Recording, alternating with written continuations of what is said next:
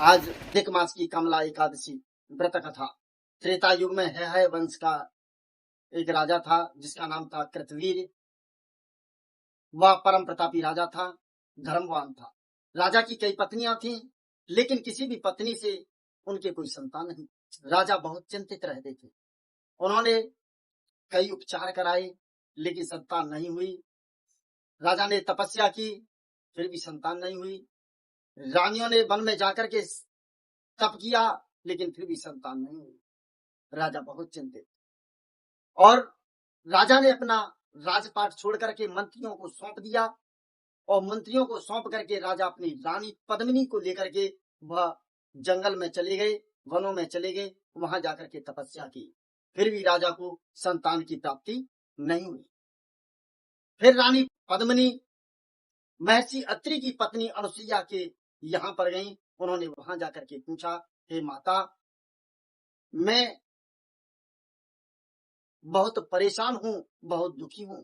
क्यों? कि मेरे कोई संतान नहीं है। राजा के किसी भी रानी के कोई भी संतान नहीं है।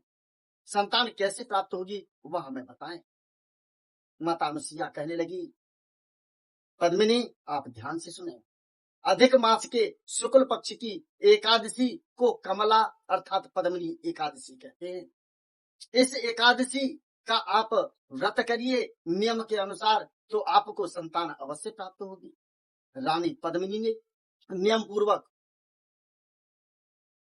अधिक मास की कमला एकादशी अर्थात पद्मिनी एकादशी का व्रत किया, और व्रत करने के प्रभाव से रानी के कृतवीर अर्जुन, जिसे सहस्त्रार्जुन कहते हैं, के नाम से एक पुत्र पैदा हुआ।